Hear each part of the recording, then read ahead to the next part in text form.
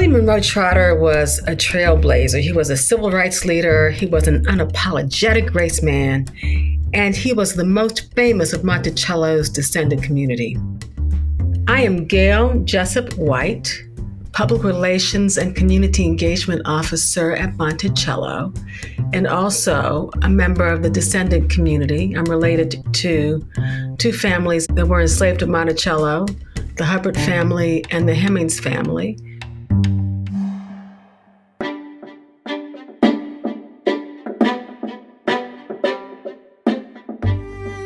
My name is Naya Bates, and I'm the Senior Fellow of African American History at Monticello. I'm David Thorson, a guide at Monticello. And you're listening to In the Course of Human Events, a podcast from Thomas Jefferson's Monticello.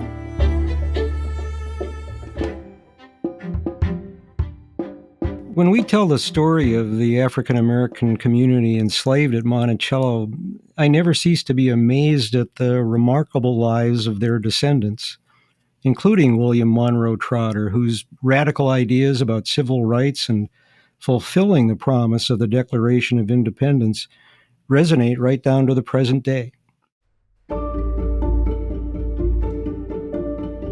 He's part of a long line of resistance and radical thought out of one of the Monticello families. So he represents this generational struggle for Black freedom through Black activism.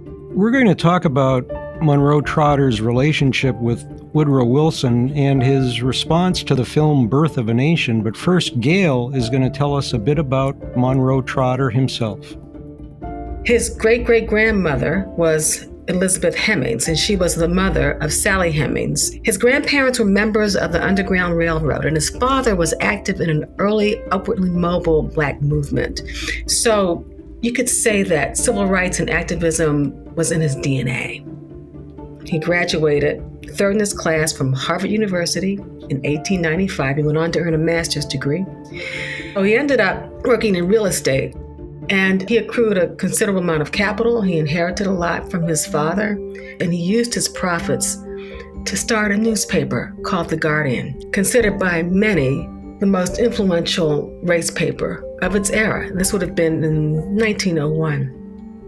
Trotter got together with some of his fellow activists to form an organization called the Niagara Movement, and it's considered a forerunner of the NAACP. Now, it did not last long.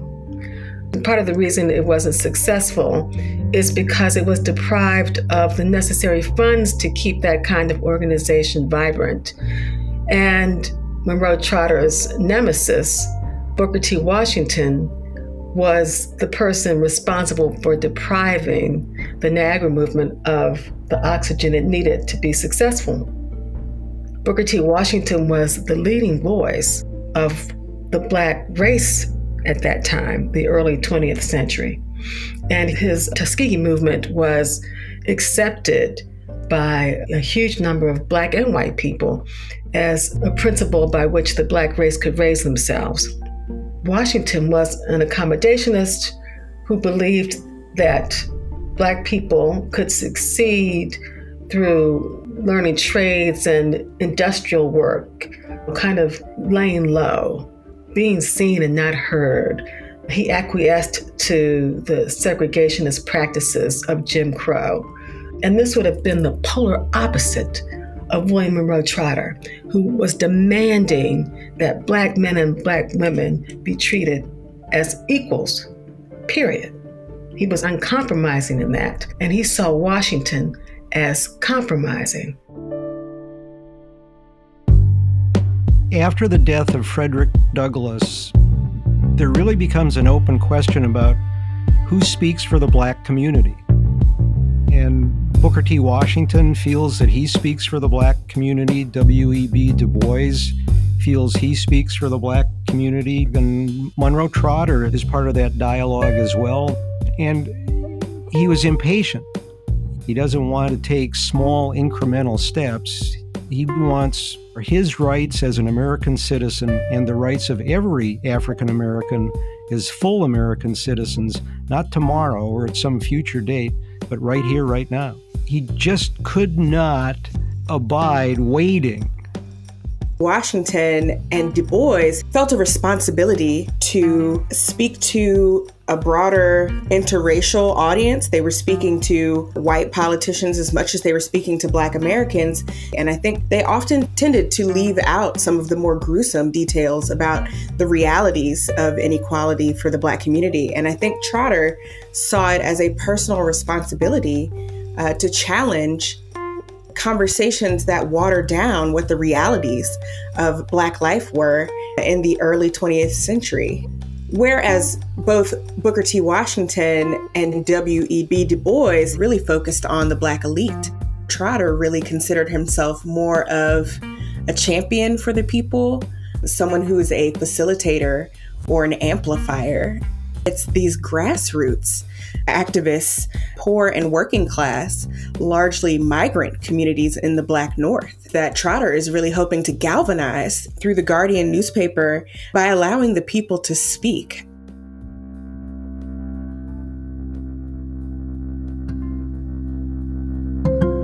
Woodrow Wilson successfully won the White House in part because of the support of African American men. Women, of course, at that point couldn't vote.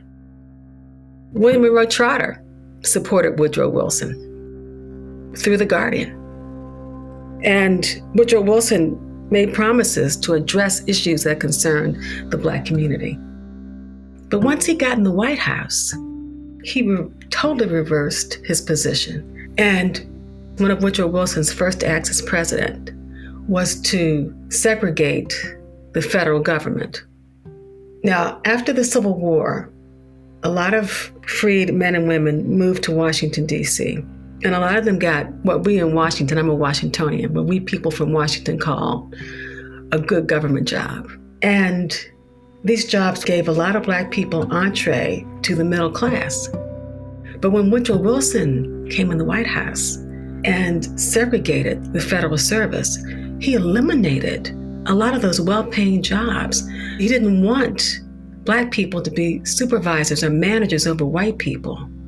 So some Black men lost their jobs or were demoted to lower positions with lower salaries. They lost their livelihoods. That's what Woodrow Wilson did. He ruined people's lives. Monroe Trotter started a petition and got some 20,000 plus people across the country to sign this petition to ask Wilson to reconsider his position. Trotter and a delegation had a meeting with Wilson at the White House. And Wilson said that he would, in fact, reassess his position. And of course, he did not. So Trotter and his colleagues went back to the White House for a second meeting. And this time, Trotter was much more confrontational. And when Trotter confronted Wilson man to man, citizen to citizen, Wilson told William Monroe Trotter that he was offended by his tone and put him out. Had the delegation escorted out of the White House. He's in Wilson's face because he's heard the promises and then seen the reality. And Monroe Trotter tells Wilson, "We are not here as wards. We are not here as dependents. We are here as full-fledged American citizens," and then demanded the desegregation of the government. And then Wilson goes into this argument that, well, segregation is a benefit to Blacks, not an injury to Blacks. And Trotter comes back at him and says, "Have you a new freedom for white Americans and a new slavery for American fellow citizens who are Black?" And Trotter's on the national stage really for the first time, and he's being scorned by white supremacists as insolent to the president, and then hailed by progressives, Black and white, for a courageous stance, standing up to Wilson. And I think for Trotter, it was personal. Trotter's father was a federal employee. He's the first African-American postmaster, which is a major source of not only Trotter's status in the community, but also his source of pride of envisioning an America that did treat people as equals, regardless of race or color. He does take it personally. There was a huge backlash, and Monroe Trotter and W.E.B. Du Bois were actually accused of being race traitors for having supported Wilson and then finding out what Wilson actually did once he got into office. I think the more American history you read and learn and study, the more disappointing it is that we've not accomplished more. You know, we had an opportunity during Reconstruction to make good on the promises of the Declaration and of the Constitution. We had another opportunity during this era where activists really put on the pressure and attempted to resist the negative impacts of Jim Crow. There are just so many instances in our history where we've had opportunities to be great and haven't taken them. Birth of a Nation was a 1915 film directed by the pioneer D.W. Griffith.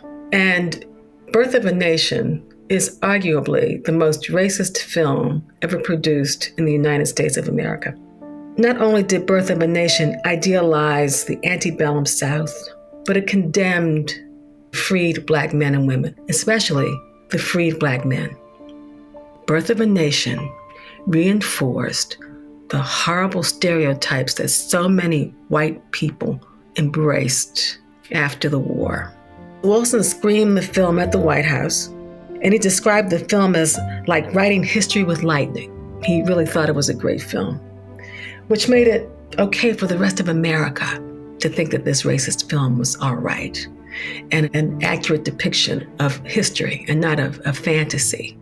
It was seen by 50 million people across the United States during its initial run, and that's when the population of the United States was 106 million. So imagine, half of the United States was exposed to its hatreds, its lies, and what's doubly disturbing about the film is D.W. Griffith, who directed Birth of a Nation, is a pioneering filmmaker.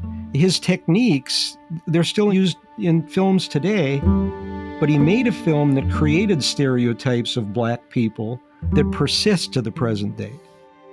In the early 1910s, leading into the 1920s, there is this rise of new racial stereotypes that portray African Americans as overly aggressive, as uneducated, as unreligious, all of the things that we see portrayed in the film Birth of a Nation. Once you start to have a scenario where viewers of the film have their own prejudices confirmed by what they see on screen, it becomes much more dangerous. And so Trotter is aware of that confirmation bias that develops from watching a racist film like Birth of a Nation. Naya, I think you're absolutely right, because Monroe Trotter and others see Birth of a Nation as a pure propaganda film whose purpose is to create two stereotypes. The stereotype that portrays African Americans in a terrible light, and then portrays the KKK as guarding the sanctity of white power and white supremacy. Trotter condemned The Birth of a Nation, these are his words, a rebel play and an incentive to bring on great racial hatred. And in fact, after this film was released, and to use modern language, normalized by Woodrow Wilson, there was a resurgence of the KKK. The KKK even incorporated some practices of the characters in the film in what they did in their organization. For example, the burning of crosses. That didn't originate with the KKK, that originated in the film Birth of a Nation. Or the white robes and the white hoods, that originated in Birth of a Nation, not with the KKK. But they adopted these practices and made them their own. And after that film, the Ku Klux Klan, which had gone underground, reemerged as a social and political force. So Birth of a Nation had power.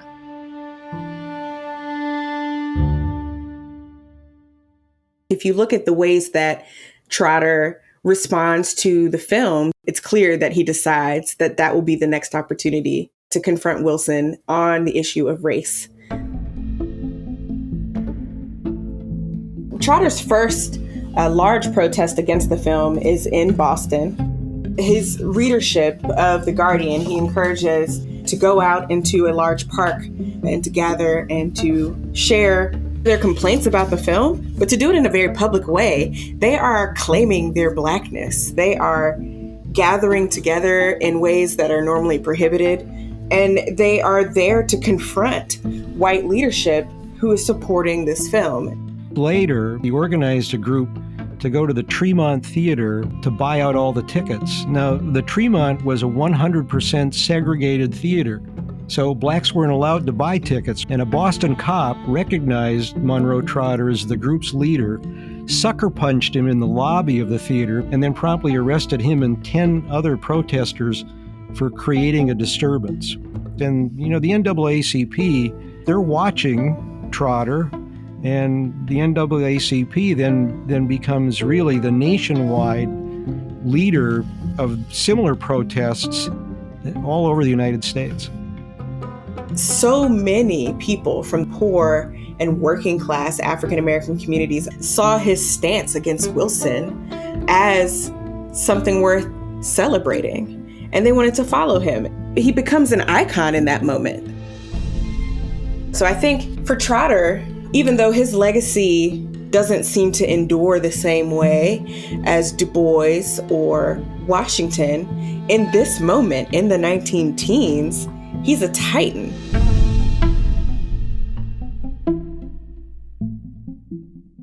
I do find it interesting that after the protests in Boston and the protests that then spread across the United States, that Wilson began to actively distance himself from any sense of endorsement of Birth of a Nation, because as part of their advertising, they were claiming that it had been endorsed by the president, and Wilson went to some lengths to deny that. Yeah, I think what's interesting also is that Trotter and his supporters prompt the governor of Massachusetts to consider a censorship law. And while that law never comes into effect to stop the film, it does create a sense that the type of activism that Trotter is supportive of is successful. So that's why it becomes a blueprint, because it does force conversations, even if the outcomes are not necessarily what activists had hoped for, which was a full banning of the film. Trotter rather struggled at the end of his life to remain relevant. His wife died. His wife's name was Geraldine. Everyone called her Deanie.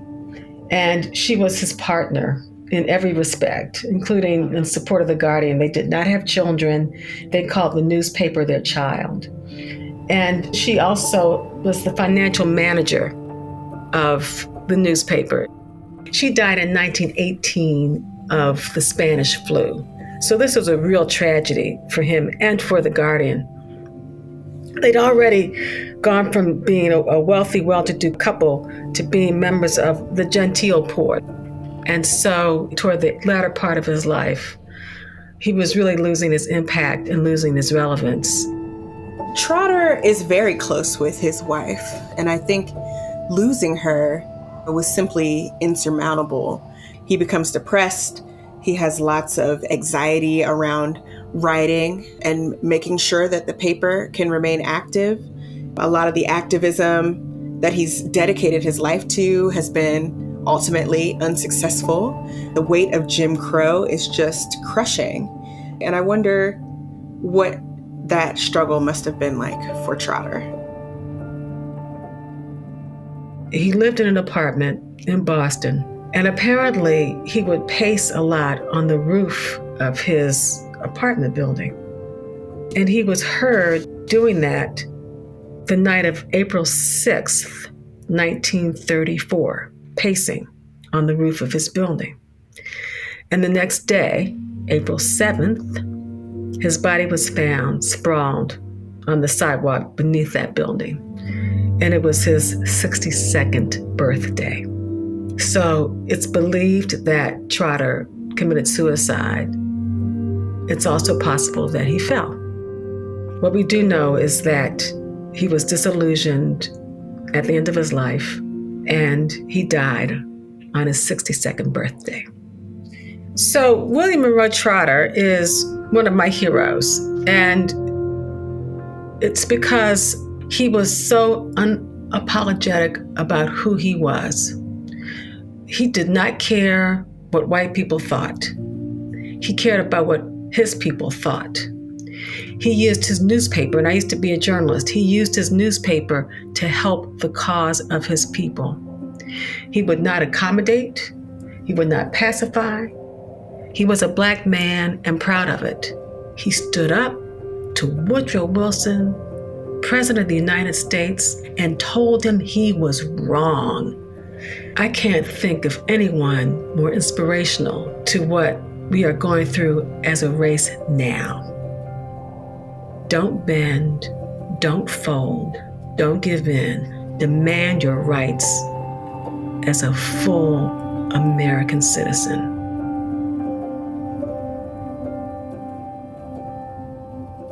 I think the most interesting thing to me is Trotter's legacy within his own family.